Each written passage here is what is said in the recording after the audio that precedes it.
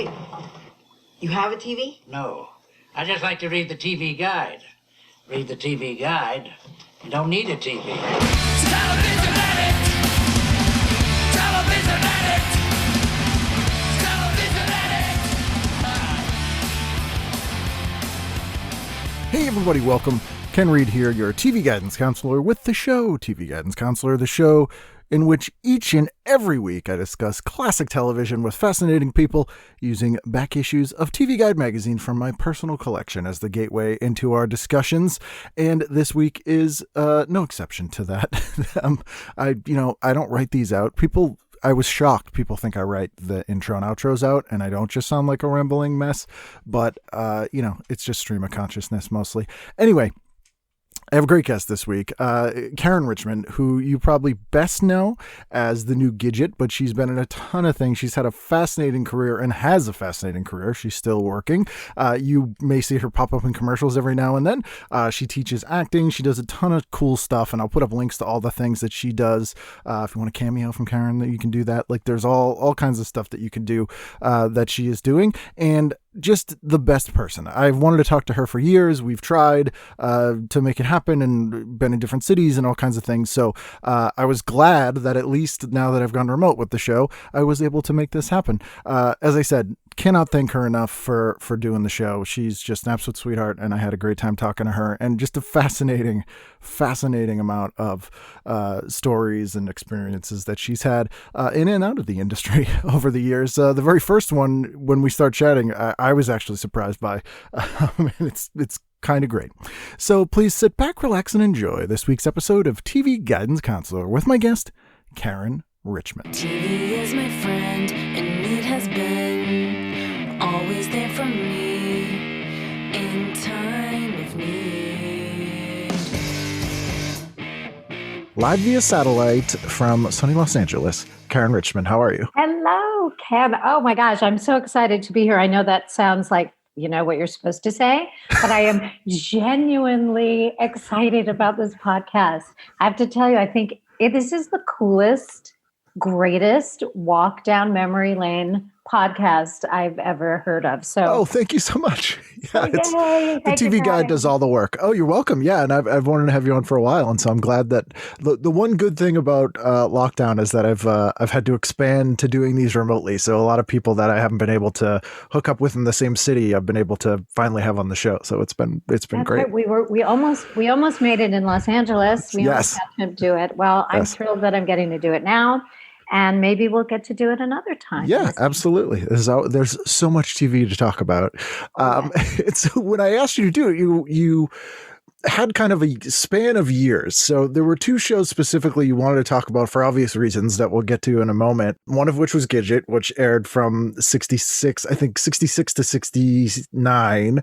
And the other was the Brady Bunch, which I think started in 70. So there wasn't any overlap. But I was able to get a 66, which is a pretty amazing year of television when I was looking at it and I scanned it, which is kind of right in the sweet spot for when most people in the age that most people watch the most TV, I think. Well, it was for me. I mean, when I got to Thursday night, and when we get there, I was like, "What? Oh my God!" Like that's my three top favorite shows as a kid were Thursday night. I'm trying to figure out how I ever survived it. It was like way too much excitement for me. Did you grow up in Long Island? I did. I grew up in Massapequa Park, Long Island, which actually has many famous people that they claim. Jerry Seinfeld. Joey Buttafuoco. Oh, of course. And as a result, also Amy Fisher. But you know what? She did not go to our high school. I don't know where he met her. I don't know the whole story, but I do know that at our class reunion, he did mention to me that he was the star of our class. And I was very offended because I had already done Gidget, and I was thinking, come on, can't I at least be equal to you? So you were in the same class as Buttafuoco? Well, we weren't in the same classroom. Right. We were in the same grade. I never had a class with him. So at reunions, I would see him. And at the time he was still married. So he was, it was quite an interesting class reunion. But Amy Fisher, he met outside of Massapequa High School. Okay, that makes sense. Yes, it was because he like a mechanic. I'm trying to remember one of the 5 made-for-TV movies they made about him. Right. Which, do you remember that? They were all competing TV movies. Oh my gosh, it was the story of the moment, and I suppose you had to make a TV movie. But yeah, he had a mechanics shop. You're correct. So she came into there. That is amazing. I'm sorry to dwell on this, but I'm blown away by this fact. Because there's Neil Diamond grew up in Massapequa that all of the Baldwin brothers. Their father was my social studies teacher in high school. And so there's many, many people to talk to about. And yet, no matter who I talk to when we mention Massapequa and they know that Joey Buttafuoco came from there, that is the first person. What a great ambassador for where you're from. He is notorious. There you go. Anyway, so yes, I did grow up on Long Island. Where did you grow up? Boston. Yeah, just outside of Boston. I love Boston. East Coaster. Yeah, it's they're very similar in a lot of ways. Well, just the whole Northeast, Did you grow up in the suburbs then? Yeah, I grew up in a place called Melrose, which is about 7 miles north of the city, but I spent so much time in the city. And when I was growing up, they were shooting Spencer for Hire in Boston and a few other things. So I would go watch them film and spend a lot of time in the city. And and it's I imagine you, like me, rid yourself of your accent. Thankfully, I didn't have a terrible one to begin with, but when I talk to my mom, and thank God she is still here on the planet, but every time she'll say a word like coffee, honey, get me some coffee. And I realize, oh, yes, I must have lost it. But I don't know. Yeah, hopefully I didn't have too strong an accent, but it warms my heart when I hear it. So it feels like home. Don't you feel that? Like when you... Yeah. Mine comes out not so much these days because I don't drive very much, but like if I'm angry and driving or very tired, it will come out. And weirdly, I went to school in London, and after a while living there, my Boston accent got really strong. And it was strange. You were trying to sort of claim your heritage or something over there. I don't know if it just sounded like the ear of like a Cockneyish accent was like similar enough that it kind of triggered that sort of. It was very strange. It was very odd. There's not a hint of it. Oh, thank you. Right now. Yes, I had to. The joke I always make is I wanted people to listen to me and not assume I was there to collect a debt. But, you're funny. So did you start acting in New York? I did. I was majoring in social work at Syracuse University, and I ended up going to an open call for the Broadway show Grease in the 70s, because you get to stand on the Broadway stage when you audition for a Broadway show. And I had always done theater as my passion and my hobby, but I just never knew that you could do it professionally. Like, how do you do that? So I was majoring in social work, which is, I love, and psychology. Long story short, after a number of auditions, ended up getting cast as Sandy in Grease. Was that the second cast? No, this gives away my age. Well, it wasn't the first cast, not the original cast. Right, which is Adrienne Barbeau, and she was not actually in. She was Rizzo. Was she Rizzo in the original? I think so. But Carol Demos, Barry Boswick. Yes. Yep. Oh my God, I should know this because it's our 50th anniversary next year. Wow. And we've all been doing Zoom Grease reunions once a month, orchestrated by our wonderful casting director in New York City. So I should know who the original cast was. But I'm also old and my mind fails me. But I know for Sandy, it was Carol Demos. I think you're absolutely right. Adrienne Barbeau was Rizzo. I'm going to look it up right now if I want to cheat, but maybe I won't do that. But I will tell you that I was the last. This was already it had been already running. We became the longest running Broadway show while I was there. So this was more 1979 already. So I came into it late in the game. Adrian Smed, who some of your listeners might know from TJ Hooker and all kinds of things. Bachelor Party, Dance Yes. Fever. Yes. Okay. He was my Danny to my Sandy. He was my love interest. And I see him again. We do these reunions. It's so much fun. And we're all so much older. You that of the cast members you've named, though, many of which I've seen in person, you guys have held up very well. Like, you guys all look really great. I think our ego demands it that we at least try to fight off aging gracefully. I don't know. It's a tough one. I think it's always challenging when you're on camera, like for your ego not to get in the way. I just had a conversation as an aside with my wonderful agent this morning, who's like, just embrace your age. Look at all these actresses that are doing parts and, letting themselves go. And I'm like, oh crap. Okay. What a weird, that's kind of, is that, should I be offended? No, but it's true. Like we always see ourselves. I think we sort of lock into an age that you see yourself as when you what age picture do you see yourself. I think I'm eternally 27. That's kind of my.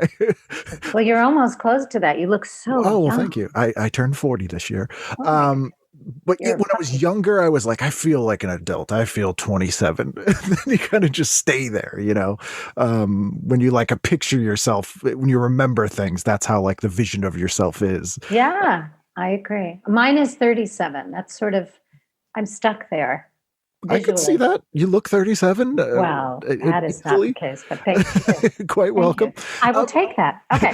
But it's interesting with Grease, and the reason I bring it up too, because you were in it, I think, post-movie. So it was... I was in it. I was on the road. I also did the national tour. And when that movie came out, we were in Los Angeles playing the Pantages Theater. And it was a very big deal because the movie had just come out. Olivia Newton-John and John Travolta came to our show, came up on stage, took a curtain call with us. I had this image. I do have this image because God bless them. They're both amazing actors, but it was so Hollywood. We had just worked our behinds off. We're sweating. We're disgusting. We're taking our curtain call. And then this visual of all the Los Angeles people coming, the stars standing right in front of us. I'm like 5'2", and I'm like trying to peek out to be seen. And I thought, wow, welcome to Hollywood. It was so well deserved. They did an amazing job. But certainly in terms of Los Angeles, the movie was the big news, not our show. But we did get a great deal of notoriety. And that is ultimately what brought me out to LA. That night, I was contacted by managers and agents. And the minute I closed in Greece, I was on a plane to Los Angeles. Because you're embodying characters, because with Gidget later, these, and actually sort of similar era, but sort of iconic characters that exist that you have to sort of step into and make your own to a degree, but you're also playing an established, like, beloved character. In many of them, I don't know what my fate was. I think sometimes had I been born a little earlier, I might have done better, because in the 50s and the 60s, it was all sort of my type, the girl next door, the cute, wholesome sort of, and that seemed to have been a niche for me. I had done some soap operas, but I was always the sweet victim, I guess that's what the agent meant, my lovely agent this morning, when she was saying, embrace your age, because it's not that I am that sweet and wholesome, but that's... Oh yeah, you're a monster. I am. I'm evil. Yeah, yes. But the parts of me, as an actor, you always want to like dig deep and play the ugly stuff and the deep stuff. And so maybe now I can. Maybe I'm not as wholesome as I used to be, and I can maybe I don't know. Get a CSI gig where you're the murderer or something like that. Really chew the scenery. I did just play a movie where I had an evil turn, and did a movie that it's a TV movie. It's coming out. Crazy, Rich, and Deadly. Okay. But I'm the entertaining Beverly Hills mom that ends up heading up a children's, ring, a women, what is it called? when you're selling people. A slavery ring. Like yes, whatever. Forgive me. I'm trying to think of the exact word that I'm supposed to call it, but nonetheless, yes, we are. We capture women and then we sell them to trade. Of course. And that was fun. Gidget gets to be evil for a moment, so that was exciting. But anyway. Because you also like naturally, we'll get to the guide one minute here because I think it ties into what you were saying. Thursday nights is your favorite night. It's all kind of the sitcoms, but you sort of naturally gravitate towards comedy too. Like you have kind of comic timing is something you can't teach people. You kind of just have it. You get these comedic roles. Is that what you sort of liked doing best?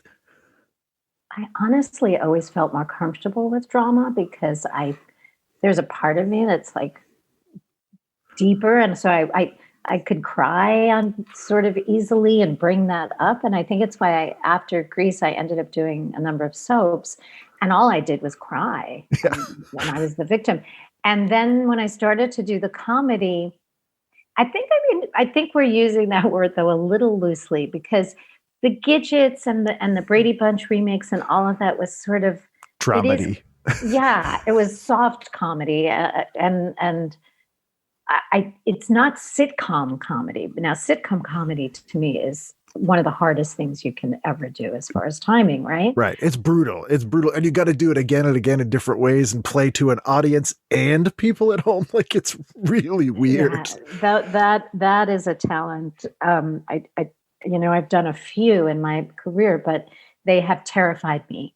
They have. And the people that are brilliant at it are just glorious. So my comedy, I think, always just comes out of me. I am a little, I don't want to say ditzy. That's disrespectful to myself, but there's kind of a silliness or a kind of something that ends up playing in those kinds of remakes of Gidget and the Brady Bunch and whatever else that really worked, I think, for those characters. I would call it silliness rather than comedic timing. I don't know. That makes sense. Well, because I'm specifically thinking about like one of the fascinating things about the way that the new Gidget was structured is that it was a scripted show that opened with a monologue, basically, like a talk show. So you're almost doing stand-up sort of to a degree to open every show, which is a very unusual format for a scripted sitcom, regardless of if it's single camera or not. And it's not a skill that most actors get to do on camera.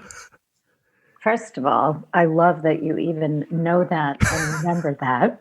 And secondly, I think the way it transitioned, the original Gidget, Sally Field, had voiceover.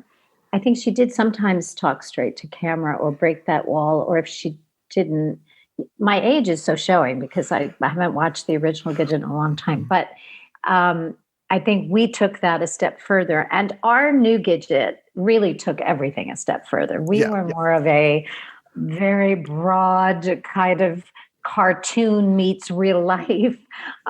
We had our wonderful producer, Larry Mullen, was just, I always felt like every day he just took it a little further.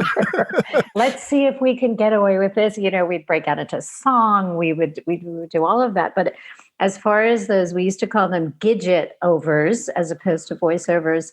4 times within that half hour, I would face the camera in some sort of costume and sometimes accents and just doing the most insane things. And I had to tell you, as an actor, it was the most fun ever because, I was Elvira one day and I was an English, writer talking in English, every time it just was like, oh, can I do this? I guess I'll try, So that was quite fun. The hard part was we didn't in those days have teleprompter. I mean, it was developed, but we didn't have it. Cool, you're on the beach. You're gonna roll out a big prompter. Right. I think that the memorization was the toughest part. But really that was a show about having fun. As long as we were having fun, I feel like it was so broad that hopefully if the audience was buying into it, they were having fun watching us have fun. We could not take ourselves seriously at all. Plus, and I hope I'm not talking too much about this, but no, not at all. on the Gidget front, we were the first show. We were produced for syndication, meaning we were not on a network channel, and in every market we were on whatever channel was kind enough to purchase our show. And then we filmed out of sequence. We were a lower budget show, so we would shoot 5 shows completely out of sequence, meaning anytime we were at the beach, we shot every single scene from 5 different episodes at the beach. And then we'd move into the bedroom and shoot all of the scenes from 5 shows that took place in the bedroom. So as actors, all we knew is we're going to talk and we're going to hopefully know what lines we're saying. But it was so hard for the continuity. Yeah. And to know where we came from and where we were going. And sometimes we'd walk into a scene, I'd have a flower in my hair and walk out, without it. It was because we were filming it at different times. It was very, very challenging in that respect. So we were just lucky if we got our lines and looked okay. Well, you wouldn't know it watching it. It came across very well. Well, we appreciate that. It was that wave of, and I've talked about this a lot on the show in general. And it's interesting because Grease sort of set this off, as well as American Graffiti, where it sort of invented nostalgia, and sort of the first generation of people who grew up watching TV started making TV. And around the mid 80s, we got the new Gidget, the new Munsters, the new Addams Family, the new Leave It to Beaver. Like, they were all of these new iterations that had a slight twist on things, and it was just a very interesting sort of in the air during that time. Yeah, I often think that, of course, I'm grateful for that, fad at the time, or that inclination. And I remember meeting a lot of fellow cast members that were on the new shows.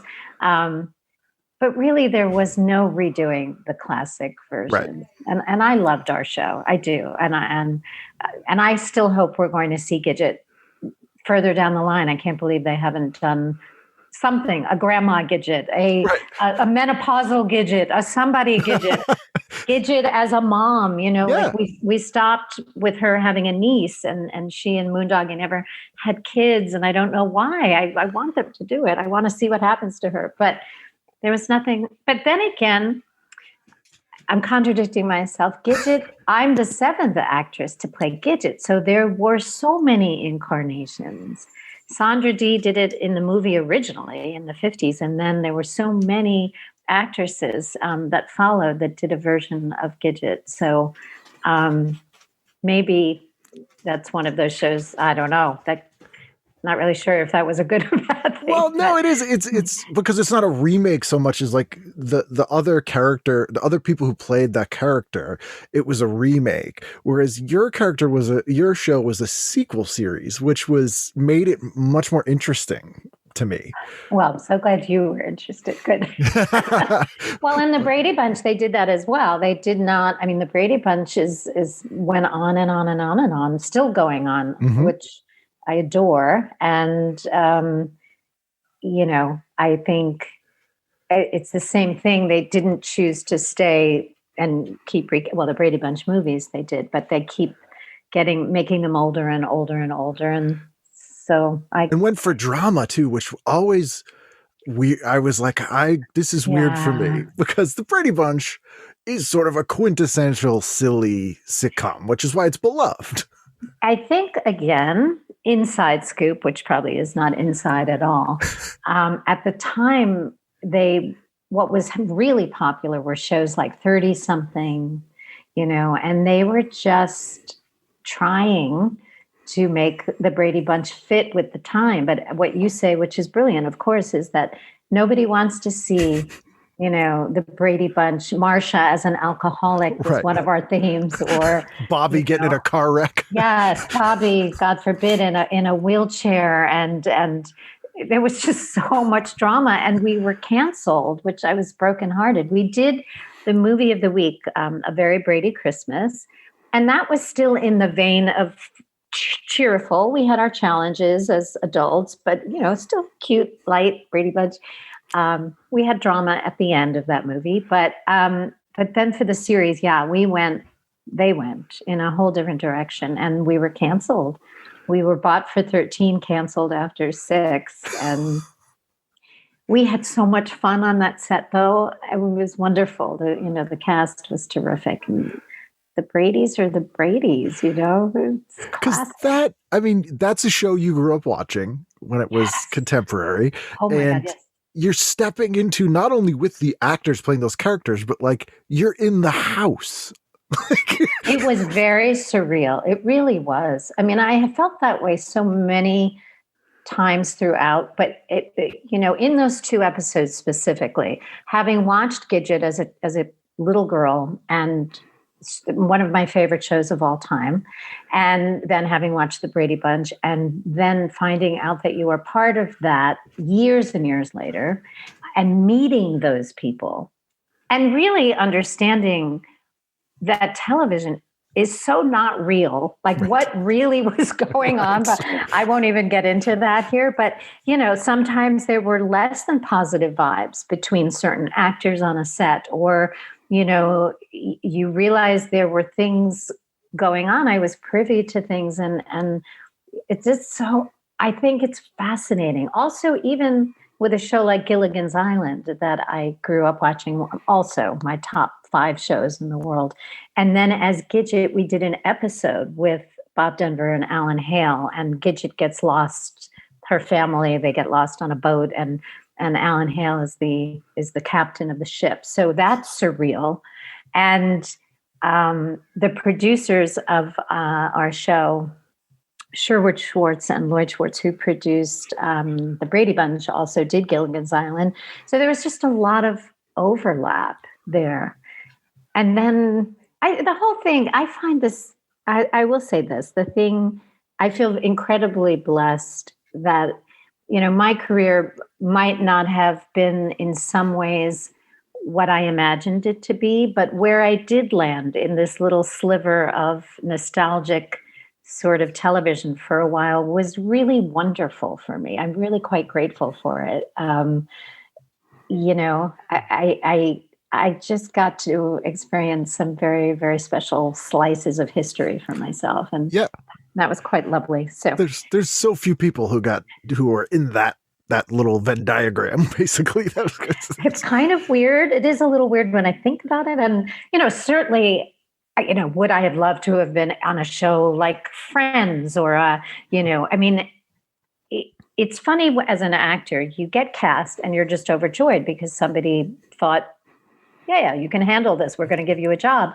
And then the rest is out of your hands. You don't know whether it's the next giant show of the century or it's going to be canceled in 3 episodes. And in this case, I was stepping into shows that had some level of success. So there was kind of almost a different level of pressure to see, because there was a big question mark. And it's still debatable. Did they work or not work? I don't know. From an acting point of view, I loved it. But from a viewer's point of view, I'm sure you can have a great debate about whether all of that maybe should have been left alone. I don't know. But you do the best job you can. And to sort of equate it to someone getting an office job or something, like you get a job at a great company and then you do a really good part. You do your job very well, but then the company closes in a month. You're like, it's not your fault. No, there's nothing you can do. And it's a very unique to this business weird thing. So let's dive in here on yes, Saturday night. What struck your fancy there? So the first thing, so I did take some notes and then I sort of gave up because I just got overwhelmed and thought, let's just do this as we go through. But the first thing I want to mention is the very first thing I saw was the Swinger. Yes. Because that is the very exact camera that I had. I think it was my first camera, and I remember the theme song, and I was absolutely incredibly excited. It was the first, Polaroid camera, and I thought I was the coolest, grooviest girl on the block. And it's 1966 and not 1976, where you couldn't call a camera that. That's right. But it just, in looking through this TV guide, I think what you do is brilliant, because I would never have any opportunity or inclination to pick up a TV guide from 1966. So this was like the most exciting thing ever. Okay. The thing I always say too is like a thing that was made to be disposable and thrown away after a week tends to be the best snapshot of like a very specific time. And it's always fun to look at. Oh my gosh, yes. I wish I still had it. That would be a collector's item, wouldn't it? Okay, so we are starting with Saturday, right? Yep. April 16th, 1966. Ta, ta, ta, ta. So my show was I Dream of Jeanie at 8 o'clock. I would not move. Saturday night was a big television night for us. And I Dream of Jeanie was just one of those shows. First of all, you know, she's gorgeous. Yeah. And just, it was great. Anyway, that was that. Although I will tell you that my brother, who is 3 years older, would always fight me because he would want to watch The Twilight Zone. You cannot get two shows more different than those two shows. I know. And so I think I recall that we needed to sort of, you know, we only had one main television going on. So I do recall sometimes being stuck watching The Twilight Zone, being terrified. Yeah. But I Dream of Jeanie was my favorite show. And Donna Reed was also at the same time. So there was a big conflict going on there. So I think occasionally I'd sneak onto Donna Reed if I could. But Donna Reed's a show that I couldn't get into as a kid. And then as an adult, I've revisited it and really enjoyed it. Like there's something about it that just like I had to be older to like she's great on that show and basically plays a crazy person. Like she's always making like just insane decisions. I think for me as a little girl, I think it was that she was just so beautiful. Yeah. I think that I don't even know if I was focusing on the content or evaluating it. And from your point of view, I totally get what you're saying. But to me, she was just this beautiful. It was like watching, I don't know. She's a movie star. It was that thing where you had to be a TV actor or a movie actor. And generally people who you either started on TV and moved to movies or were in movies and then went to TV as your sort of movie career when you hit a certain age. And that's kind of where she was at that point. Yes. But could have easily still been a movie star and is on this sitcom. And it is kind of amazing, especially for people who've watched WandaVision recently. There's a lot of Donna Reed homages in the first couple episodes, which is pretty interesting. Yeah, it's very, of all the shows, it's pretty interesting. Huh. I did not know that, but I don't even know, to be honest, what you're talking about. It's one of the Marvel shows. So it's like this weird tribute to sitcom history, sort of. It's like each episode is sort of in a different era of sitcom. And it's the first one is very 50s. It's pretty cool. Oh, I love that. All right. I'm checking that out. Okay. So then we moved to 8:30. So I Get Smart. It was Get Smart all the way.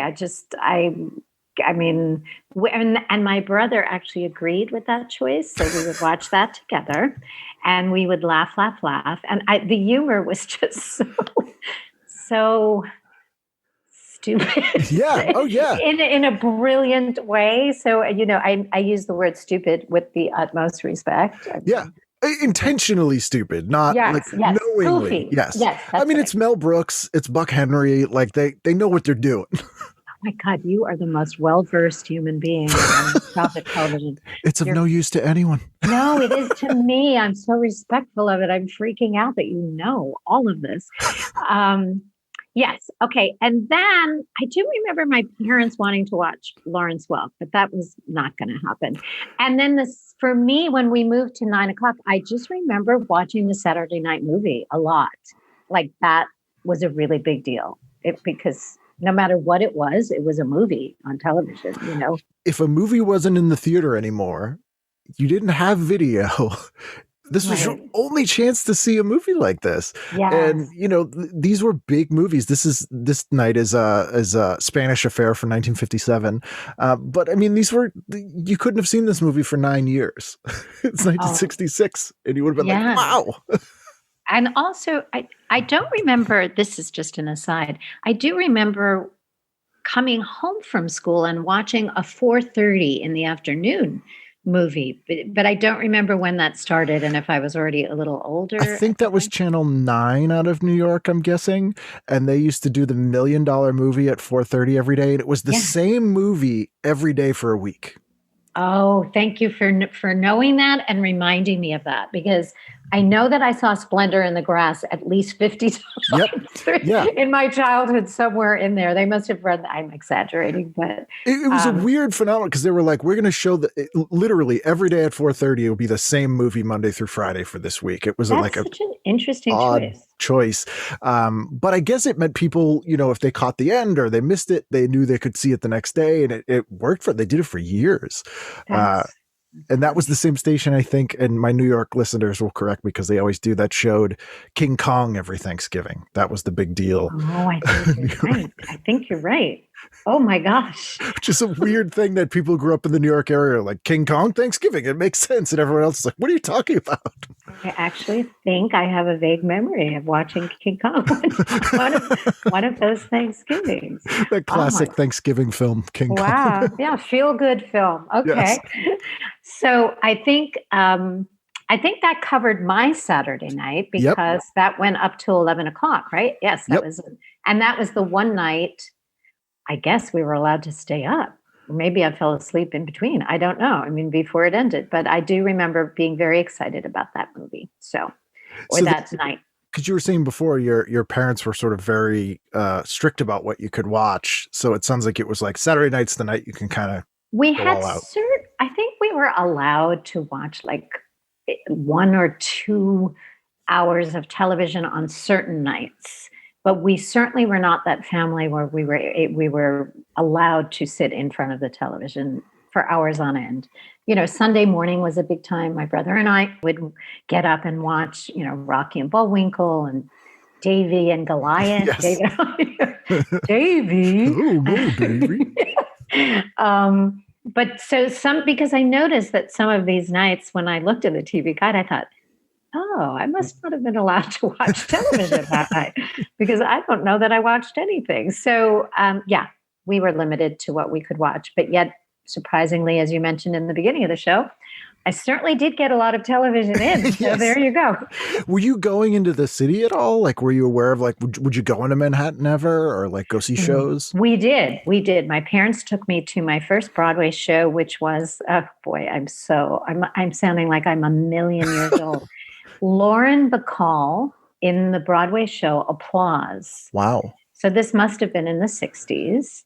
And I do have a very vivid memory of sitting in my chair and looking up at that stage, and something went off in me. It was like I wanted to just get up on the stage. I just wanted to be that. It was so glorious and glamorous and unattainable and fantastic, and the energy in the theater and the whole thing, just I was never the same. I really, truly. And then I became Barbra Streisand in my bedroom and sang into my hairbrush with every musical that she ever did. I pretended I was her, and I really had a rich fantasy life. Because no one in your family was a performer, right? It was only you. No. And I think I was brought up with this idea that I am either supposed to get married and have 20 kids, or at the very least, not 20, 15. But just have a family, a very traditional life, which was certainly what was expected, or be a respectable, and I'm using that word kind of as a joke, but have a career that be a doctor, be a lawyer, be a psychologist, be a teacher, be a, whatever. A real job. Yeah. Yeah. And so it wasn't ever something like when I would act, it wasn't, my parents were lovely and supportive of me and whatever I did, but it just wasn't what was expected of me. So it wasn't the track I was on.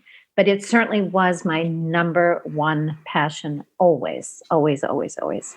Was there a gig you got where they were finally like, this is what you do now? That they were really, everyone I know, it's never the first or second. It's always some weird one.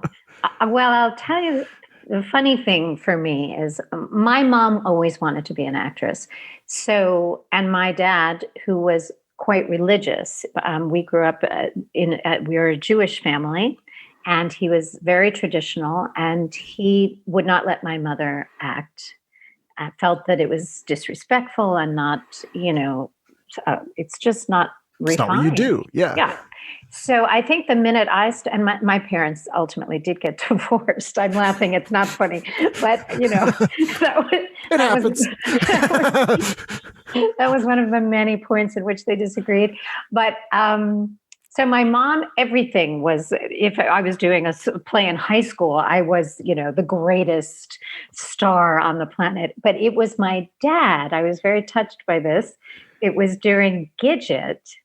And there was an article both in the New York Post, in the entertainment page with my picture. And then the pied de résistance for my father was the Jewish Journal, which is still in existence. They did a big article on me because Gidget was a Jew. Yes. And my father, it was the first time I really felt like he got it that, okay, this will be okay. This is okay. It's, it's a real thing. It's right. In this. Yeah. I'm not like in burlesque ripping off my clothes. I'm doing very wholesome projects on top of it. So yeah, it was great. I think that was a turning point for him. That's a great question. I appreciate you asking. Oh, you're welcome. Yeah, absolutely. That stuff always fascinates me because it's always something like that. It's never what people would think like this first thing is great. It's like, it's always something weird. Like they were in the Jewish Journal or, they're on Hollywood Squares or something. And they're like, this is it now. Something weird. Yeah. Oh my gosh, I was on Hollywood Squares and my father was very proud of that. Yes, that's another thing. Yeah. It's silly things, but I think what Hollywood Squares represented to the generation of my parents was that you don't get on Hollywood Squares unless you're doing something of note, even if it's fleeting and temporary, as was in our case, sort of. But that was a big deal to be on the Hollywood Squares or to do some of those game shows back then that I was lucky enough to do. Or you did a bunch, right? Did you do Win, Lose, or Draw? I think I remember seeing Win, Lose, or Draw. Hollywood Squares. There was another one. Pyramid? Did you do Pyramid or? No. Oh my God. I can't think of it. Would you think that I had brain damage? No, that's a lot of things. And I'll tell you what I'm confusing it with. I also, after Grease, but before getting into soap operas, I was part of a very short-lived recording group, and we did a ton of television, like Dance Fever. This was pre-Adrian Sped. This was Danny Terrio. And I'm confusing a little bit with what was going on during that period of time and then the game show thing. And I believe that those were the only two game shows, Hollywood Squares and Win, Lose, or Draw. Tuxedo Junction was the group? That is the group, Tuxedo Junction. How in Lord's name do you know that? Well, yeah, you did sort of disco-y versions of 1940s songs, right? That is exactly what we did. And I think you did Midnight Special with Wolfman Jack. We did, and we played, oh my gosh, I want to just put you in my pocket and have you be like my reference. So, well, you know how to get in touch with me, so I'm always available. Hey, Ken, do you remember what I did in 1979? Because I don't. No.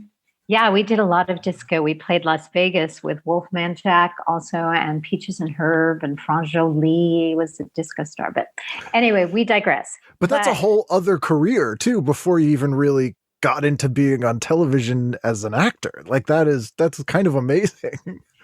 I appreciate that.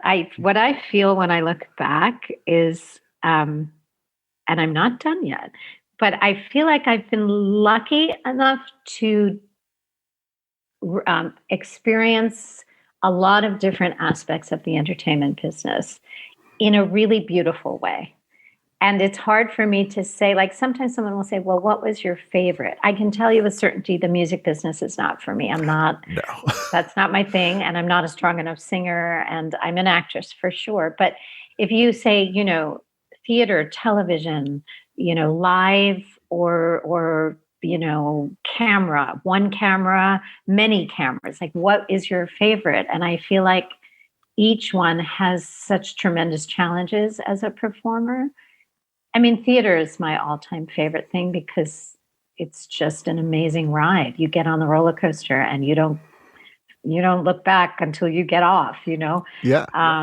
But the craft involved in having to repeat performances when you're filming something is a whole other skill. And when I first started doing that, I was terrified and terrible. I mean, it's hard though. Like, especially if you're shooting out a sequence and stuff, you have to remember what you did in the scene before that you haven't done yet.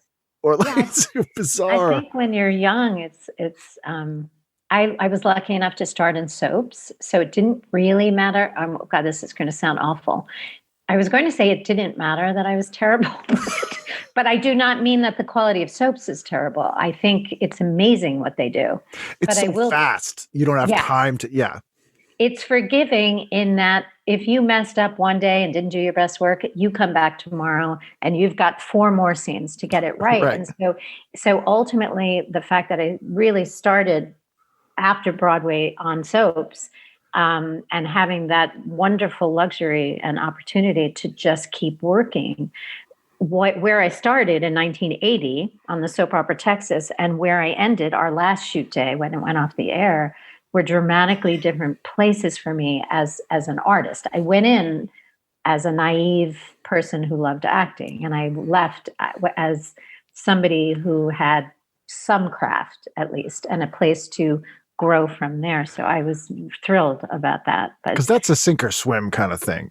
But the audience for soaps is very forgiving with their sort of suspension of disbelief of stuff a little bit. Like, it's the thing that fascinates me about soaps is when they'll be like, it's a TV show that has understudies.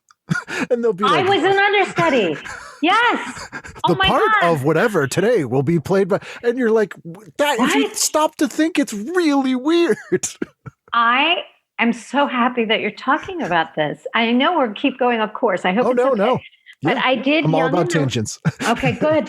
I did Young and the Restless, and I took over for Tracy Bregman, one of the most gorgeous, famous characters. She plays the character of Lauren Fenmore, and she had had a baby, and they replaced her with me. And before every episode, we would stop, we would freeze. It wasn't even like, they would say, today, the part of Lauren Fenmore is being played by Caryn Richman. And then and I'm playing her whole drama and crying and cheating and whatever we were doing. And luckily she came back really quickly. But the audience accepts that. Like, you couldn't imagine, like, if someone's watching Friends and they're like, today the part of Joey will be played by this guy for one episode because he's sick. And it's like, just can't happen. No, I agree. It's a very strange thing, but in a weird way, how fabulous that they make that work, because their fans they just want the story. They want to know, although they love their characters. They're so devoted. They really are.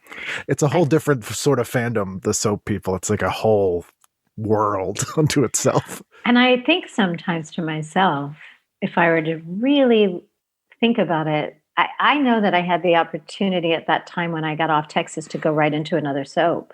And I had an offer. And at the time, the people that I was working with said, absolutely not. You're going out to LA. You're doing prime time.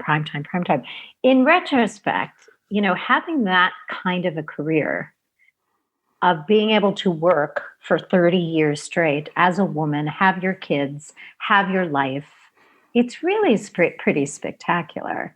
I know that it has, its downsides, as does every single aspect of the entertainment business. But as far as being able to have a normal life, that's in quotes for our listeners.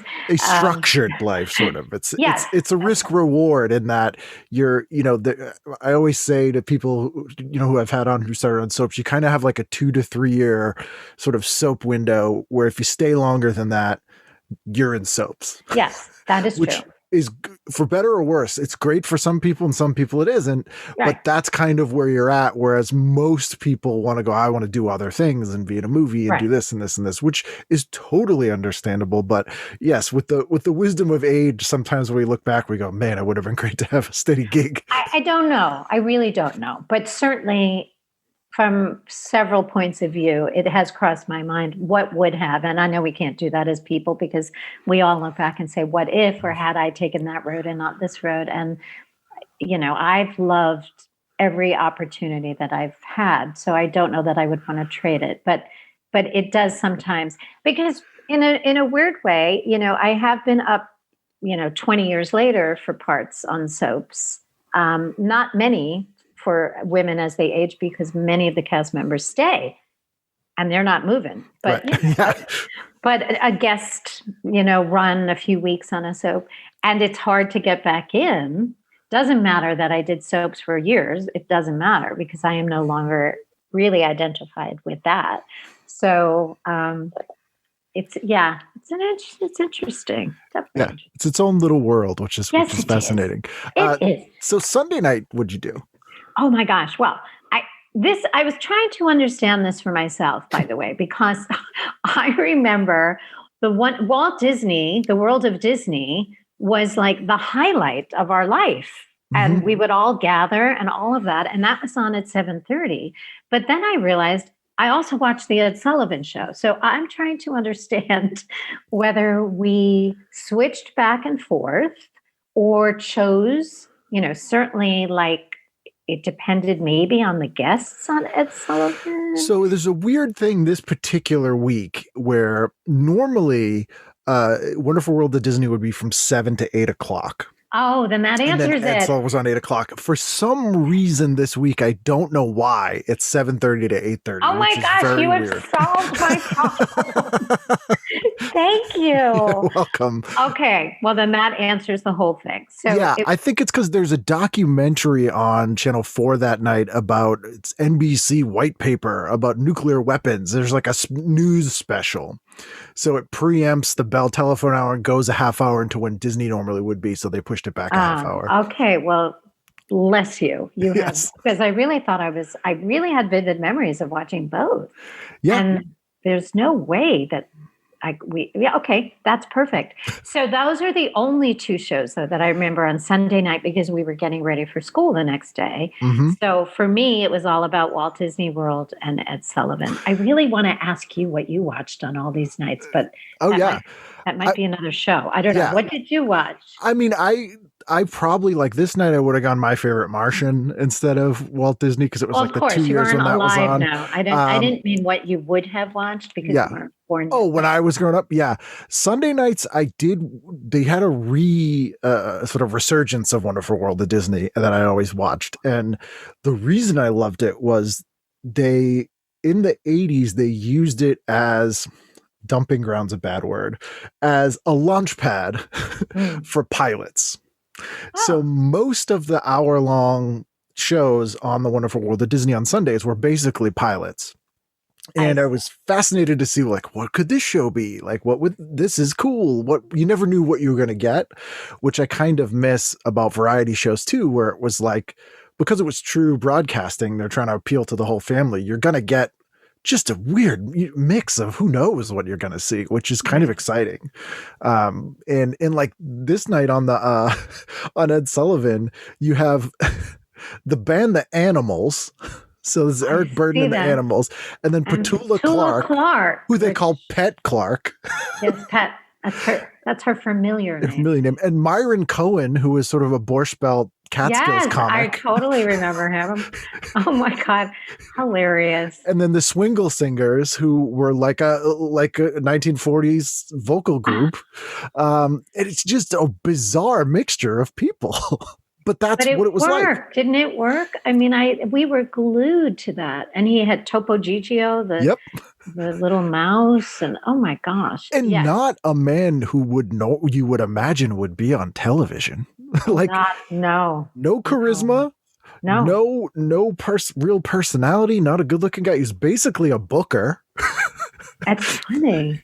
Do you know anything about his background as far as how he did end up on that show? I think he was a radio guy. I think. I've actually tried to figure this out, and it's oddly difficult to find out, which is weird because he was one of the biggest stars in America for decades. And he was, the impression everybody did. But I think he was a radio guy, and I believe he was basically a booker of sort of vaudeville shows. And they just did that on TV because when television started, they went, whatever you're doing on the radio, Just do it there. Well, it ended up working, oddly. So yeah. Same with soaps. Go. A lot of those started on the radio, which is yes. That's true. That's true.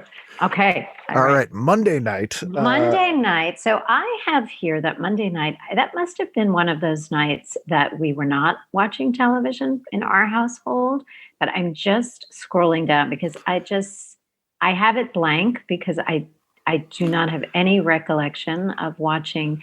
I mean, I remember the Andy Griffith Show, but I really think I watched that in the morning in reruns when I would be sick from school or something.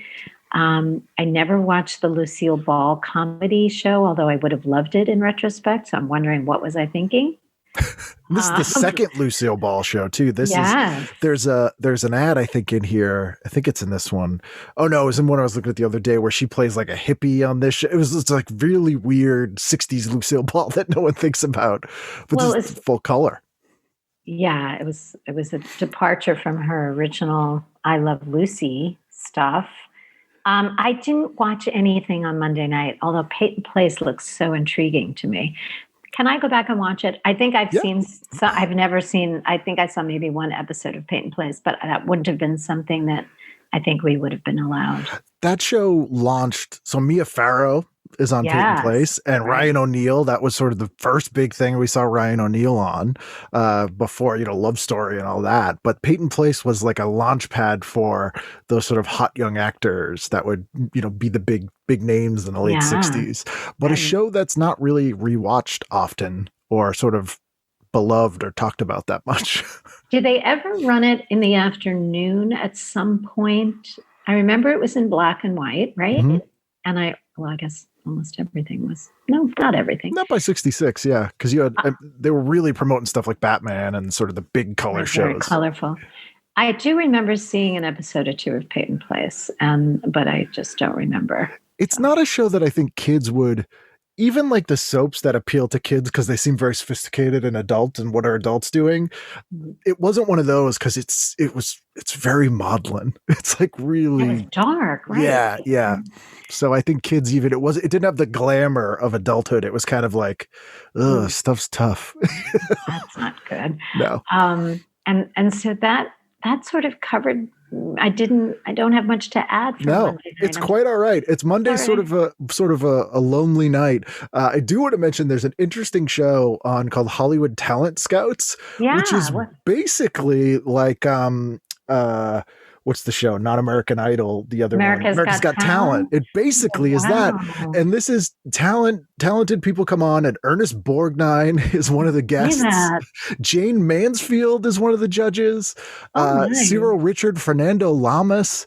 It's really weird. It's like, what a bizarre mixture of people. Borgnine and it was Jane on at 10 o'clock. So it was geared towards adults, I'm guessing, obviously. But I'd love to see some reruns of that. That's a show too I've never found. So a lot of these in this era, when they were switching from film to video, are just lost.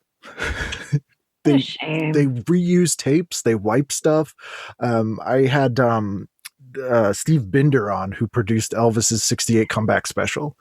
And he said one day he was sitting and eating lunch with Dinah Shore, and someone at the restaurant came out and they were like, Miss Shore, and she freaked out and had to go run immediately to the studio. And what happened was they were like, oh, they're wiping all your tapes because they reused them. They were so expensive. And so she went and literally, it was like, when a car's getting towed and you're trying to pay the tow truck, she was like, here, I'll buy these tapes off you. And that's the only reason the shows got saved, because someone sort of tipped her off like they're wiping your tapes, which was just what they did. Oh, that breaks my heart. That makes me sick to my stomach. Well, they never planned to re-air this stuff. It was just kind of like... They didn't even know it was going to be possible. Yeah, it's on and then you move on. Tuesday, what'd you do? I'm actually, may I point out that Yes. I love the ad for the Encyclopedia Britannica, because we had one. I'm hopeful that many people my age did. And then there's a fun little ad for the Munsters. It's an Encyclopedia Britannica ad with the Munsters in it. Oh, I didn't even get that. Which is kind of fantastic. Why do some families seem to get more out of life is the headline. That I did not. Oh my gosh. Which is fun. Like the concept of the Munsters having a set of encyclopedias is kind of very funny. That's like a brave choice by Encyclopedia Britannica to use that. But you're trying to get kids interested, I guess. So it's kind of like funny. Oh, I didn't even realize that. Thank you for pointing that out. I kind of whizzed by it. Quite welcome. The whole encyclopedia thing, explaining that to people younger than us is just a fascinating exercise. Well, I love that you're including yourself in that, because even for your generation, my generation, we lived and died by the Encyclopedia Britannica or any World Book, I think we also had, which was a brand of an encyclopedia. But yeah, when you explain to a young person that if you had a book report or needed to research, you went to a book and then had to find the page and then read. Yeah, it was crazy. I remember a lot of supermarkets would do promotions where like if you spend X amount of dollars, you get, a volume of encyclopedia for whatever money.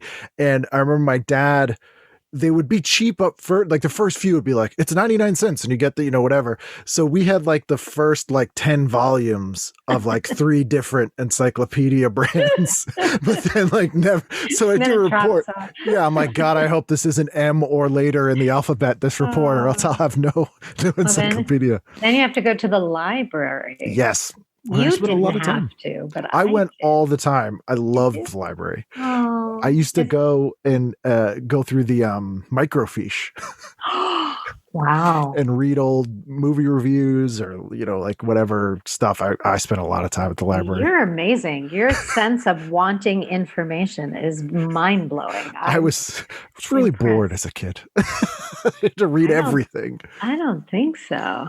Are we moving on to Tuesday? Yes, Tuesday, yep. So 8:00 was Please Don't Eat the Daisies. No question about that for me. I don't know what my brother was doing, but that is absolutely what I was watching. And I seem to remember nobody interrupting me. So clearly I had the TV to myself and I loved it. And I remember just the dog and the whole everything. Just my favorite show for that night, at least. And what else did I have?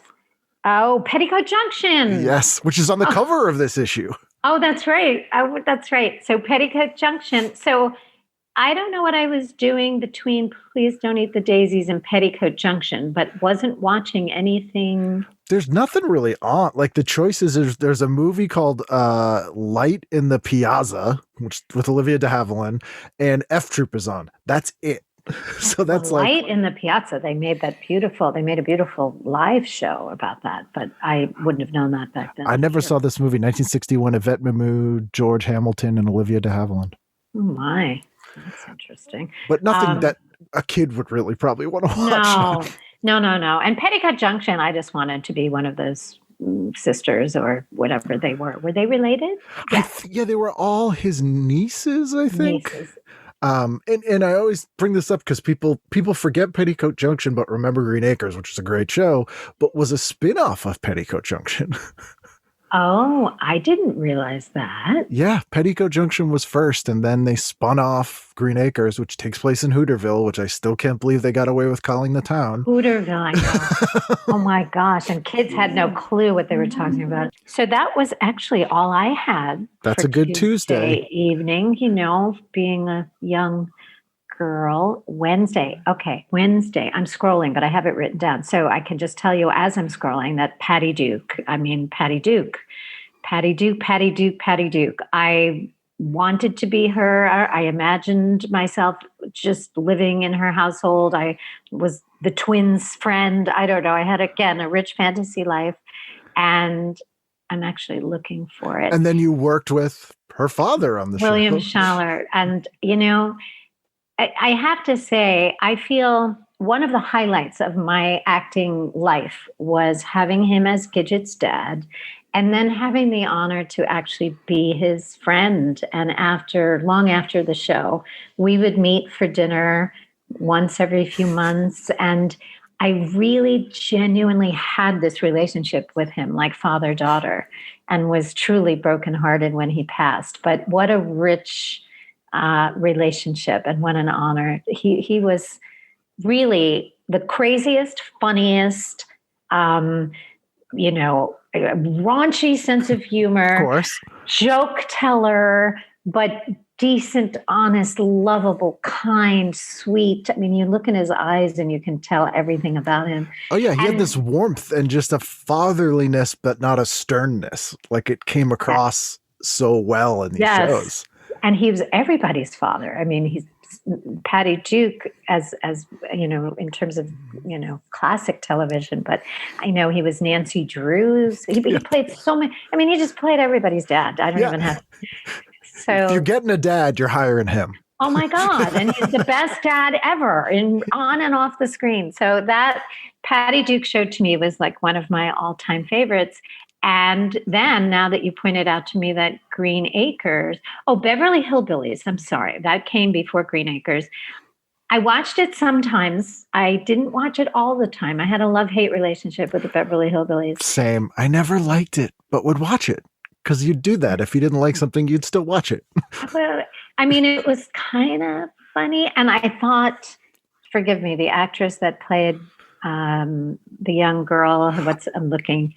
Who was it? Donna Douglas. Donna Douglas. I mean, she was just so breathtakingly beautiful. And I think as a young girl, you're sort of like, I want to. I mean, she was dumber than a post. As right. Her character. Everybody was on that show. Yeah. But, she was, all of the characters were quite fun. It didn't really do much for me. But then 9 o'clock Green Acres, I just thought it was funny. I love it. Yeah, it was funny. Right. And it's still funny. It is still. Yeah. It was. And Eddie Albert, I could just watch in anything. Like something about him is like infinitely watchable. I agree with you. He's very charming. I mean, but their relationship, I remember loving their relationship, and her caricature of the hoity-toity woman living in the country was just brilliant. And it was a take that was interesting in that it wasn't, she was like mad about being there. She was all on board, but just bad at it. Like she was really trying. Yeah. And it wasn't the normal, like, I hate this, I want to go back. It was just like, okay, let's do it. I'm just not good at it. Right. Yes, she had a great spirit about it. She wasn't bitching about it in any way. She just, yes, I agree with that. So that for me was that. That's and now, drum roll, we come to my favorite. Yes, the best night of the week. Yay! So we start with Gilligan's Island. Yay! And again, like watching this, I think that until you sort of gave me the opportunity to walk down memory lane here and look at this, I don't think I realized how many paths in my life have crossed with a lot of these actors. Like for Gilligan's Island, again, I mentioned we did an episode where Bob Denver and Alan Hale were on, and then very recently, before Dawn Wells passed away, about 3 or 4 months before that, she was honored at the Hollywood Museum, and I was there that night with some of my Brady siblings were there that night, and we were all sort of standing around because, again, Lloyd Schwartz and Sherwood Schwartz produced both the Brady Bunch and Gilligan's Island. And it was just sort of, now I'm thinking what a beautiful moment that was in retrospect. I literally was, there with Brady Bunch characters and Dawn Wells. Right. It's a very elite family to be a part of when you think about it.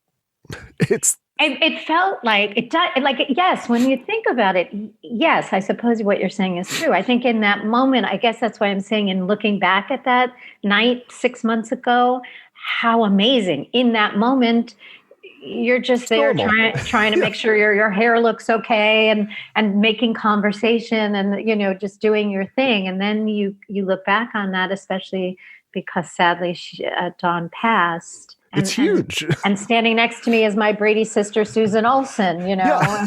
and yeah, it's a really interesting evening. And may she rest in peace. She was a lovely, lovely woman. And oddly, at the Hollywood Museum, which is if anyone goes, is an amazing building in the old Max Factor building. There oh yes, I'm sorry I didn't give more description. No, I talk about it all the time. But they have on the third floor the Beverly Hillbillies jalopy. It's the actual one, and there it is, right, just there. There's so. I mean, if anyone is a nostalgic television, classic television buff, you must go to the Hollywood Museum as soon as it's open again. I know. But and that night they had Dawn Wells' little gingham plaid outfits, and we were all taking pictures, and some of the Gilligan's Island nostalgic wardrobe, and I think they had some props at the time too.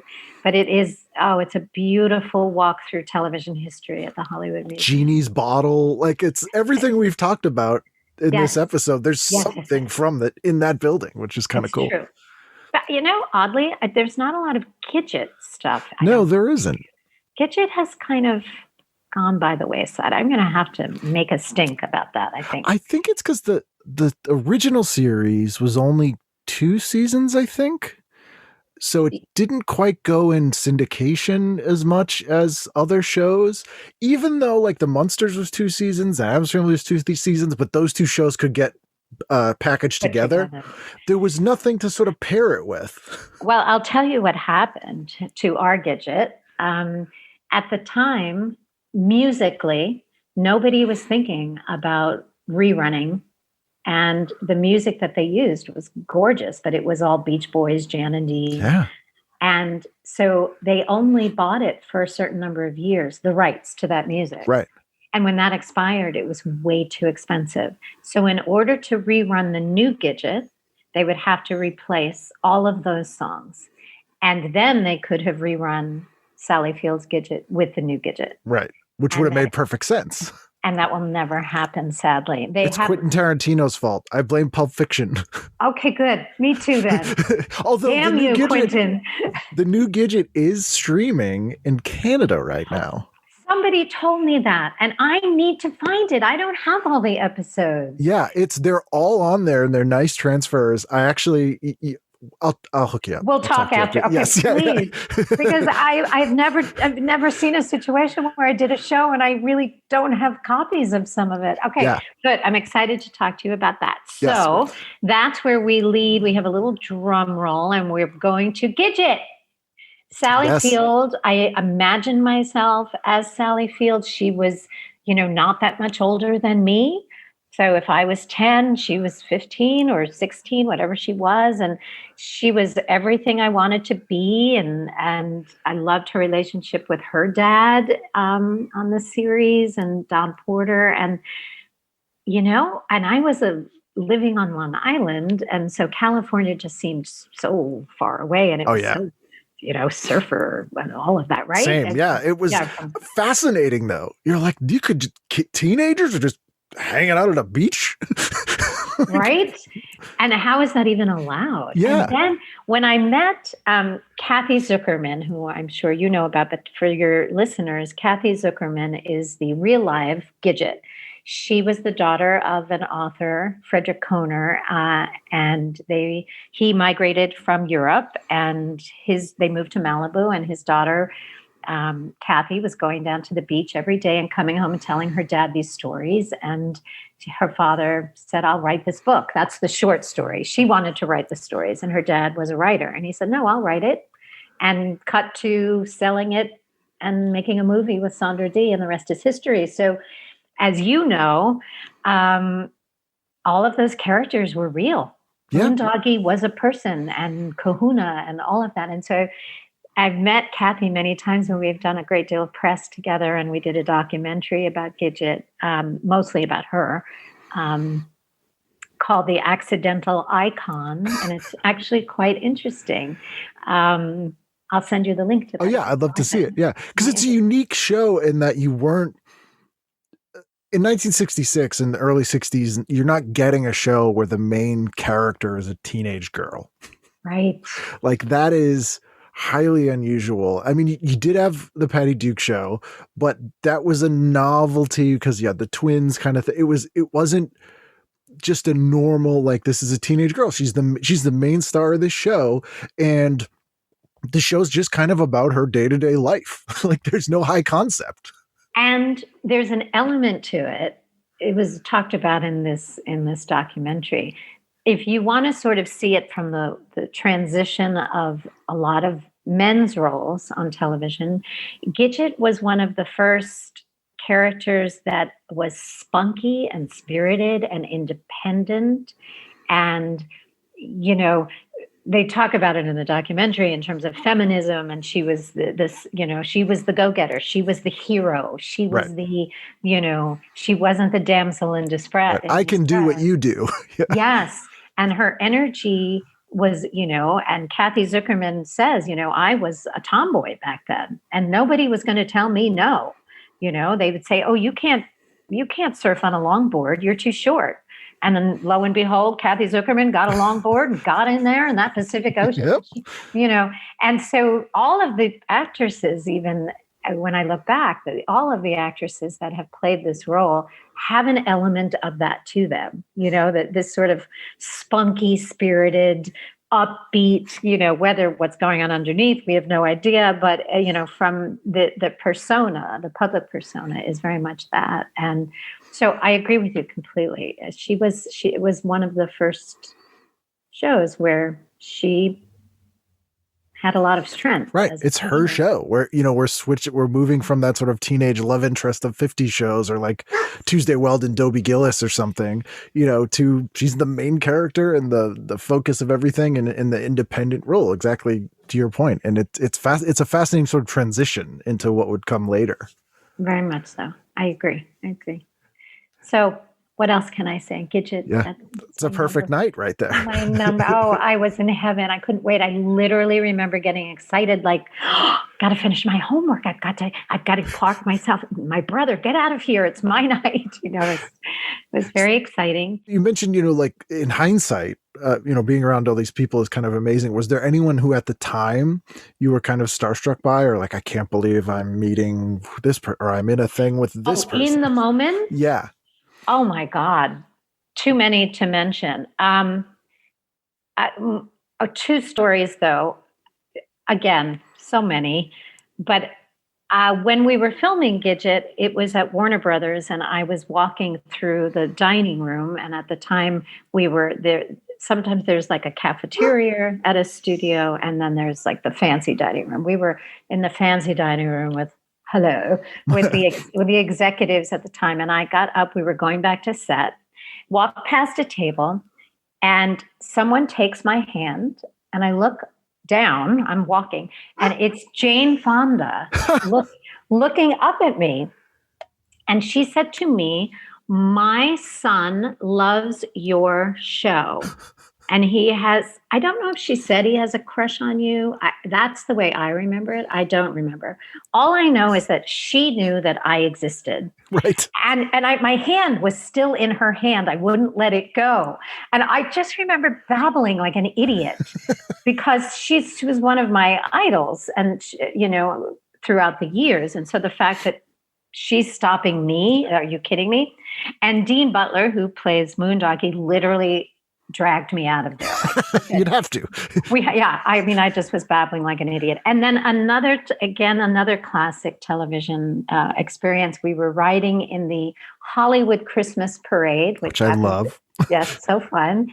And Gidget and Moondoggie were in our little car with our surfboard. But beforehand, Jimmy Stewart was the marshal. Is it called the marshal of the parade? Yeah.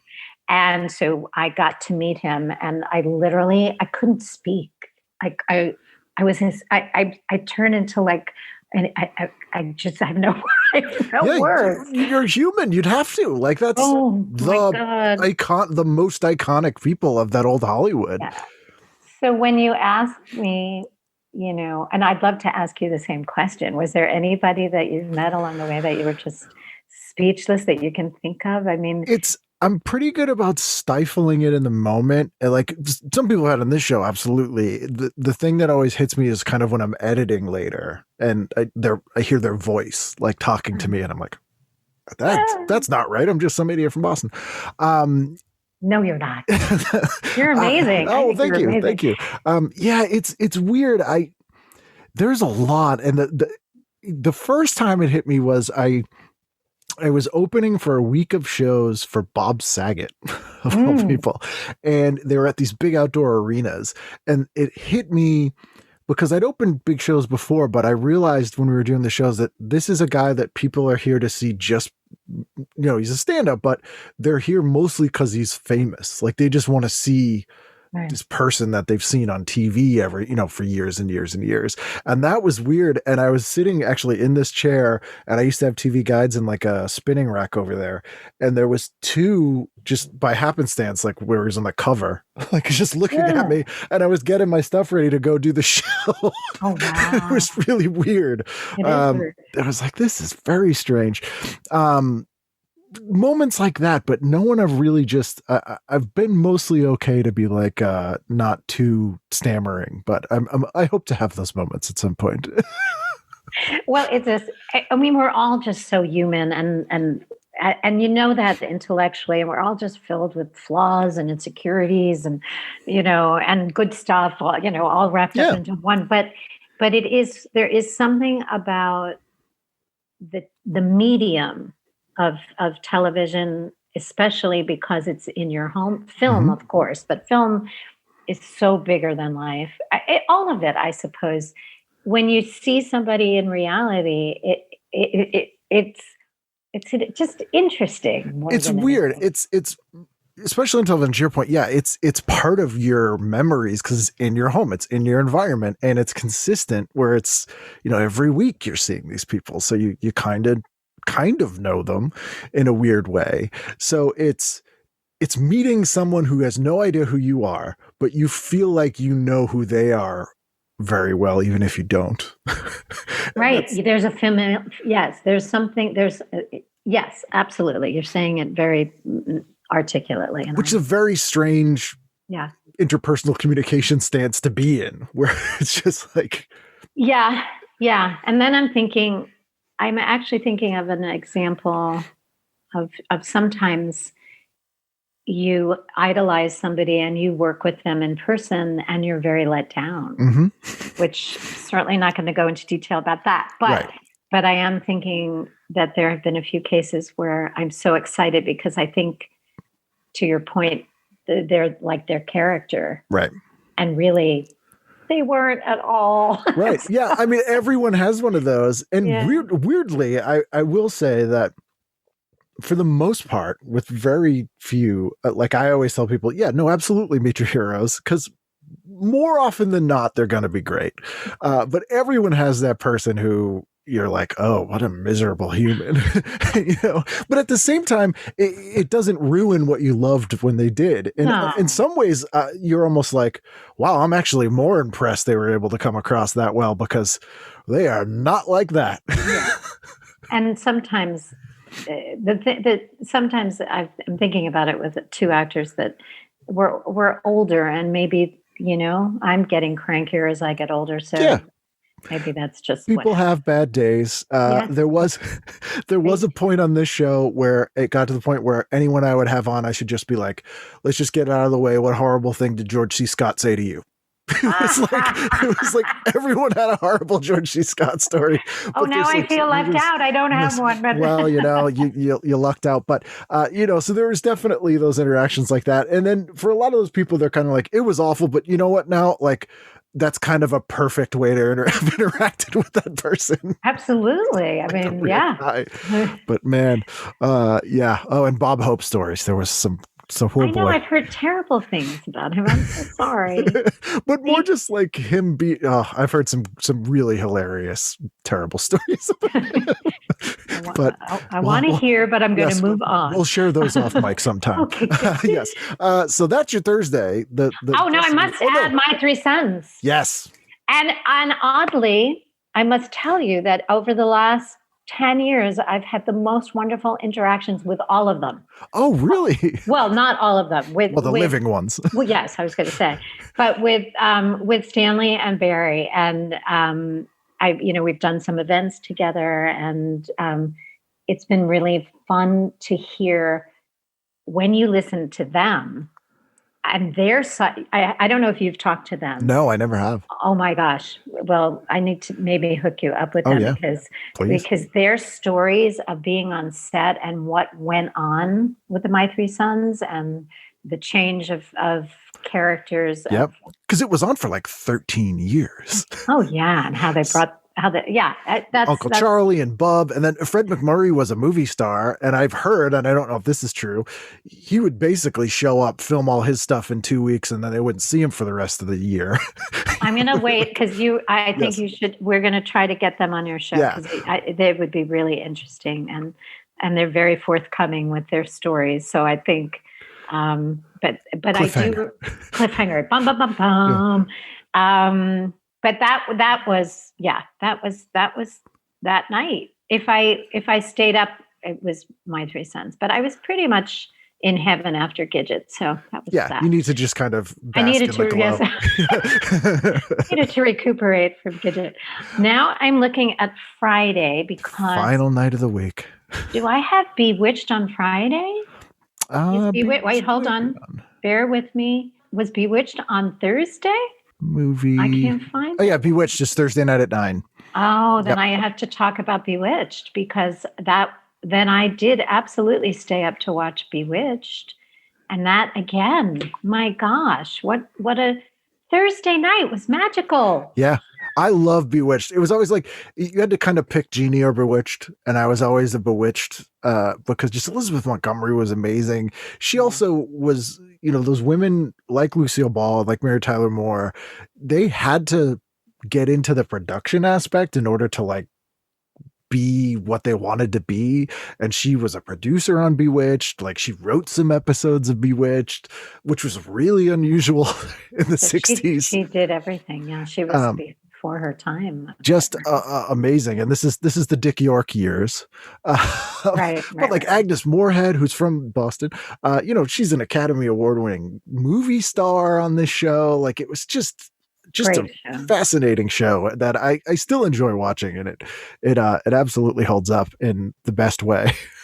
I agree. And she also, I thought this show was magical, and pun intended. Yes. in so many different ways. So yeah, Thursday night, that's killer. That's a blockbuster night right there. Yeah. So I'm thinking that on Friday, I just recuperated because I didn't watch anything. There's weirdly not a lot on for like a Friday night, which you would think would be like a big marquee night. There's kind of nothing on. There's two choices for what's on at 8:00. One is a show called The Hank that even I've never heard of. Wow. And it's on against A Report on Congress. Maybe that's why we weren't watching television. Yeah. You got the Sammy Davis Jr. show, which really doesn't even have that many good guests that I see on here. You have Hogan's Heroes, which is a show I never really liked. Gomer Pyle, which I never really liked. A show called Man in the Square Suit, which I've never heard of, but has Paul Dooley in it, who I really like as an actor, but I've never even heard of that show. But the Smothers Brothers, I hadn't heard of that show either. Now, the Smothers Brothers, my brother loved, so I do have some recollection of maybe walking in while he was watching it, but that I wasn't. Was amazing show. This is before they got canceled. This is right before they got canceled. So they were doing some subversive things. Yeah, they were criticizing the Vietnam War, which you couldn't do. And they did it. And they paid a price at the time and got replaced by Glenn Campbell. But it was funny and subversive, which you weren't. This is pre-Saturday Night Live. Like you weren't getting stuff like that in 1966. So that's a great show. And I remember, I think some of it might have been a little over my head, but I do remember seeing them on the screen, and I think I did drop in. And that, I can't find anything else, Ken. Man from U.N.C.L.'s fun. I had a crush on them, but I don't know if I was watching it in this period. But that's a total boy show. Robert Vaughn. Yeah.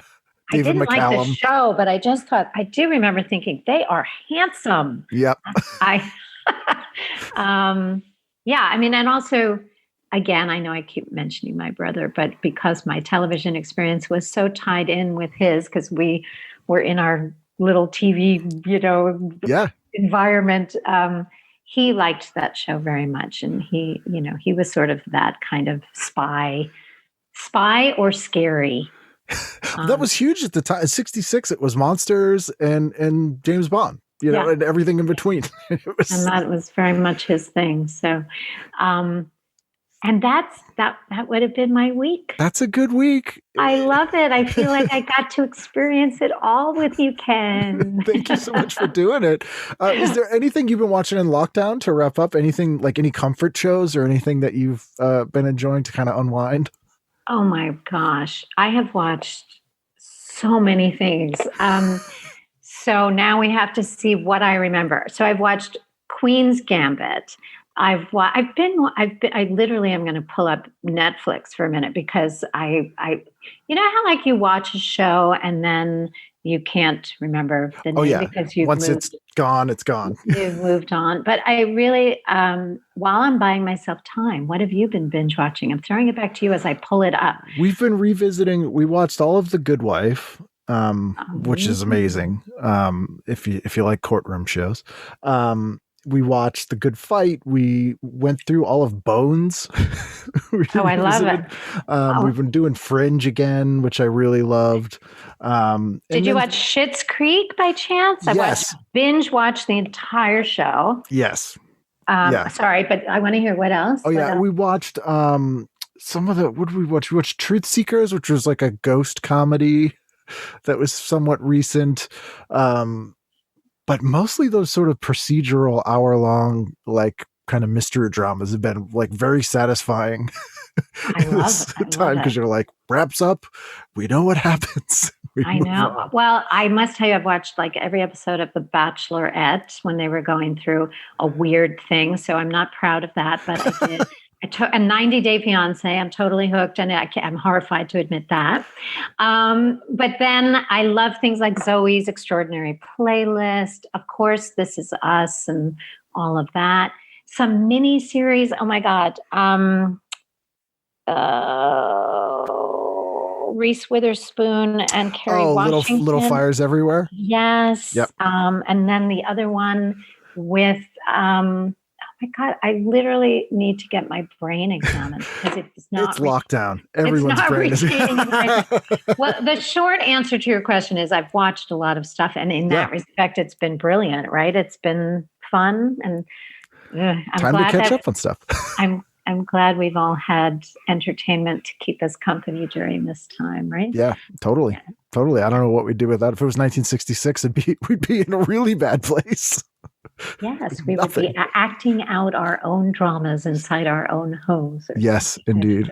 Cool. Well, thank you so much. I'm so glad we finally got to do this. It's been great talking to you. Too. Ken, this is so much fun. And I'm going to hound you about all kinds of other things if you will allow me. Yes, please do. Yes. And I just want to reiterate that I think your show is terrific. And as your guest, I want to say this is absolutely the most fun I've had on a podcast ever. Oh, thank you so much. That means a lot. You. Well, it's lovely because it's really a way of, connecting over something that we both share a respect and love for. And I think that's just so cool. It gave us an opportunity to kind of look into some things that I haven't even thought about in years. So thank you. Thank you. Thank you.